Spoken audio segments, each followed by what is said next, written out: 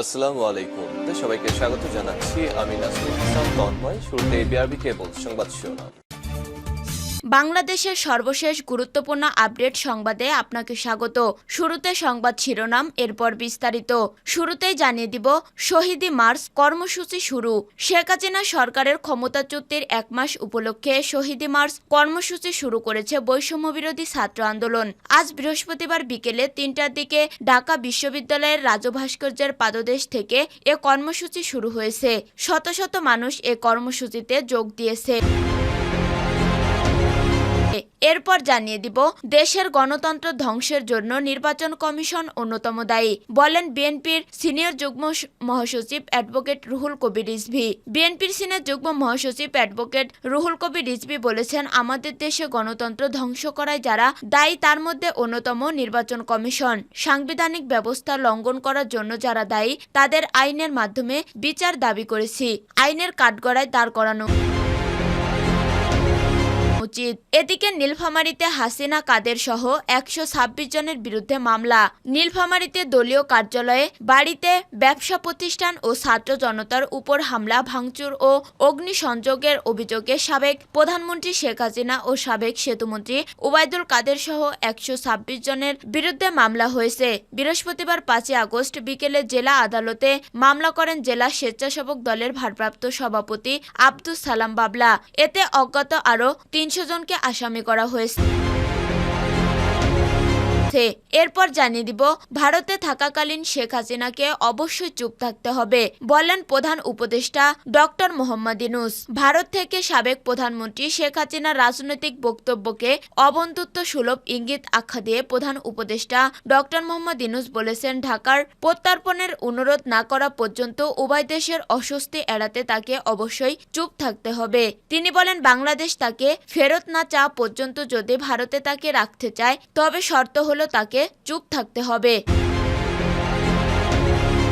এদিকে সাবেক স্পিকার শিরীন শারমিন সহ পরিবারের ব্যাংক হিসাব তলব। জাতীয় সংসদের সাবেক স্পিকার শিরীন শারমিন চৌধুরী তার স্বামী, সন্তান সহ পরিবারের ৫ জনের ব্যাংক হিসাবের তথ্য চেয়েছেন বিএফআইইউ। বাংলাদেশ ব্যাংকের আর্থিক গোয়েন্দা সংস্থা বাংলাদেশ ফিনান্সিয়াল ইন্টেলিজেন্স ইউনিট দেশের বিভিন্ন ব্যাংক ও আর্থিক প্রতিষ্ঠানের কাছে এ সংক্রান্ত চিঠি পাঠিয়েছে।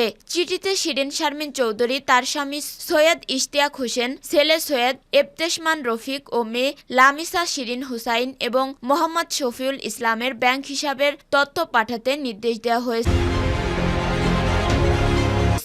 এবং সর্বশেষ জানিয়ে দিব, সিইসি আওয়াল সহ ৫ কমিশনারের পদত্যাগ। সংবিধান অনুযায়ী ৫ বছরের জন্য দায়িত্ব নির্ধারণ করা থাকাকালেও মাত্র ২.৫ বছরের বিদায় নিল কাজী হাবিবুল আওয়াল নেতৃত্বাধীন ৫ সদস্যের নির্বাচন কমিশন। বৃহস্পতিবার দুপুর ১২টায় সংবাদ সম্মেলনে পদত্যাগের ঘোষণা দেন প্রধান নির্বাচন কমিশনার কাজী হাবিবুল আওয়াল। নির্বাচন কমিশনার ব্রিগেডিয়ার জেনারেল অবসরপ্রাপ্ত মোহাম্মদ আহসান হাবিব খান, বেগম রাশেদা সুলতানা, মোহাম্মদ আলমগীর ও মোহাম্মদ আনিসুল রহমান পদত্যাগ করেছেন। সংবাদ সম্মেলনে কাজী হাবিবুল আওয়াল বলেন, প্রতিটি সাধারণ নির্বাচন নির্দলীয় তত্ত্বাবধায়ক সরকারের অধীনে অনুষ্ঠিত হলে উদ্দেশ্য অর্জন করে আরও সুনিশ্চিত হতে পারে। পরিশেষে আপনাদের অবহিত করতে চাই, আমিনসহ মাননীয় কমিশনারগণ দেশের পরবর্তী বিরাজমান অবস্থায় পদত্যাগ করতে মনস্থির করেছে।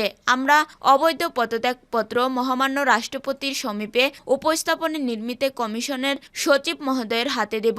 প্রিয় দর্শক, এতক্ষণ শুনছিলেন সংবাদ শিরোনাম, এরপর বিস্তারিত।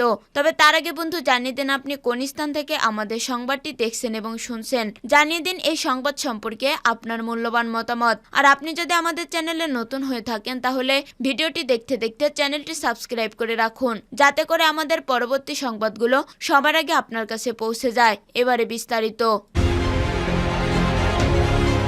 শহীদি মার্চ কর্মসূচি শুরু। শেখ হাসিনা সরকারের ক্ষমতাচ্যুতির ১ মাস উপলক্ষে শহীদি মার্চ কর্মসূচি শুরু করেছে বৈষম্যবিরোধী ছাত্র আন্দোলন। আজ বৃহস্পতিবার বিকাল ৩টার দিকে ঢাকা বিশ্ববিদ্যালয়ের রাজু ভাস্কর্যের পাদদেশ থেকে এই কর্মসূচি শুরু হয়েছে। শত শত মানুষ এ কর্মসূচিতে যোগ দিয়েছে। এরপর নীলক্ষেত, নিউ মার্কেট, কলাবাগান, মিরপুর রোড ধরে মানিক মিয়া অ্যাভিনিউ ও সংসদ ভবনের সামনে দিয়ে ফার্মগেট, কারওয়ান বাজার, শাহবাগ ও রাজু ভাস্কর্য হয়ে কেন্দ্রীয় শহীদ মিনারে গিয়ে এই কর্মসূচি শেষ হবে। ছাত্র জনতার গণ অভ্যুত্থানের 1 মাস পূর্তি উপলক্ষে সারা দেশে ইউনিয়ন থেকে থানা পর্যায়ে এই কর্মসূচি পালন করার ঘোষণা দেওয়া হয়েছে। বুধবার বৈষম্য বিরোধী ছাত্র আন্দোলনের অন্যতম সমন্বয়ক সার্জিস আলম সংবাদ সম্মেলন জানিয়েছে, যারা নিহত হয়েছেন, যারা হাসপাতালে চিকিৎসাধীন, তাদের সকলের প্রতি শ্রদ্ধা জানিয়ে এই কর্মসূচি পালন করা হবে। গত 5 আগস্ট তুমুল আন্দোলনের মুখে প্রধানমন্ত্রী পদত্যাগ করে ভারতে পালিয়ে যান শেখ হাসিনা। দেশের গণতন্ত্র ধ্বংসের জন্য নির্বাচন কমিশন অন্যতম দায়ী, বললেন রুহুল কবির রিজভী। বিএনপির সিনিয়র যুগ্ম মহাসচিব অ্যাডভোকেট রুহুল কবির রিজভী বলেছেন, আমাদের দেশের গণতন্ত্র ধ্বংস করায় যারা দায়ী তার মধ্যে অন্যতম নির্বাচন কমিশন। সাংবিধানিক ব্যবস্থা লঙ্ঘন করার জন্য যারা দায়ী তাদের আইনের মাধ্যমে বিচার দাবি করছি, আইনের কাঠগড়ায় দাঁড় করানো উচিত। বৃহস্পতিবার রাজধানীর নয়াপল্টনে বিএনপির কেন্দ্রীয় কার্যালয়ে এক সংবাদ সম্মেলনে তিনি কথা বলেন। গণমাধ্যমে সংবাদ প্রকাশের প্রতিবেদনে এই সংবাদ সম্মেলনের আয়োজন করে agriculturist association of Bangladesh. Ruhul Kabir Rizvi বলেন, এক ভয়াবহ দানবের পতন হয়েছে পৃথিবী কাঁপানো শিশু কিশোরদের আন্দোলনের মধ্য দিয়ে। এ আন্দোলনে ধারাবাহিকভাবে চালিয়ে আসছে বিএনপি 20 দলীয় জোট ও সমমনা জোটগুলো। 5 আগস্টের একটি পটভূমির মধ্য দিয়ে স্বৈরাচার শেখ হাসিনার পতন হয়েছে। স্বৈরাচারের দোসরদের সাথে আতত করার মানে শহীদদের রক্তের সাথে সম্পূর্ণভাবে বেইমানি করা জানিয়ে রিজভী বলেন, আমাদের দল এমন একটি রাজনৈতিক দল যার সাথে স্বাধীনতা ও গণতন্ত্রের গভীর সম্পৃক্ততা রয়েছে। সকল ধর্মের প্রতি শ্রদ্ধা রয়েছে আমাদের। সাংবাদিকদের প্রশ্নের জবাবে তিনি বলেন, 1997 সালে সব গণমাধ্যম বন্ধ করেছিল, শুধুমাত্র 4টি পত্রিকা রেখে আওয়ামী লীগ বাকশাল কায়েম করেছিল। এবার ভিন্ন রূপে বাকশাল কায়েম করেছিল আওয়ামী লীগ, পত্রিকা বন্ধ করেনি। তবু দিগন্ত টিভি, ইসলামিক টিভি আমাদের দেশ দিনকাল বন্ধ করেছে, কিন্তু মালিকানা দিয়েছে আওয়ামী লীগের একনিষ্ঠদের, যারা সারাক্ষণ আওয়ামী লীগের প্রচার মাধ্যম হিসেবে কাজ করছে। গণমাধ্যমের মূল কাজ সত্য উদ্ঘাটন করে নিষ্ঠা বস্তু খবর পরিবেশন করা, এটাই গণতন্ত্র।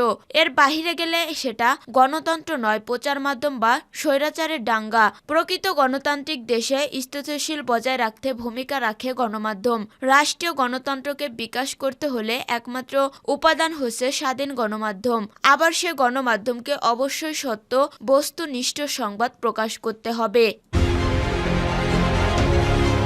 নীলফামারীতে হাসিনা কাদের সহ 126 জনের বিরুদ্ধে মামলা।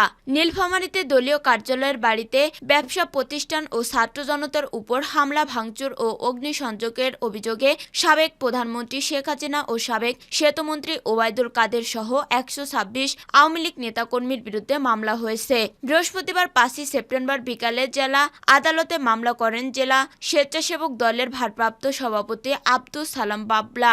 এতে অজ্ঞাত আরও 300 জনকে আসামি করা হয়েছে। উল্লেখযোগ্য আসামিদের মধ্যে রয়েছে সাবেক স্বরাষ্ট্রমন্ত্রী আসাদুজ্জামান খান কামাল, ছাত্রলীগের কেন্দ্রীয় নির্বাহী সংসদের সভাপতি সাদ্দাম হোসেন, নীলফামারী 2 আসনের সাবেক সংসদ সদস্য আসাদুজ্জামান নূর, জেলা আওয়ামী লীগের সভাপতি দেওয়ান কামাল আহমেদ, সাধারণ সম্পাদক মমতাজুল হক, সদর উপজেলা আওয়ামী লীগের সভাপতি আবুজার রহমান, জেলা স্বেচ্ছাসেবক লীগের সভাপতি মিঠু, সাধারণ সম্পাদক রাসেল আমিন স্বপন, জেলা ছাত্রলীগের সভাপতি মোহাম্মদ মনিরুল হাসান শাহ আপেল, সাধারণ সম্পাদক মাসুদ সরকার প্রমুখ।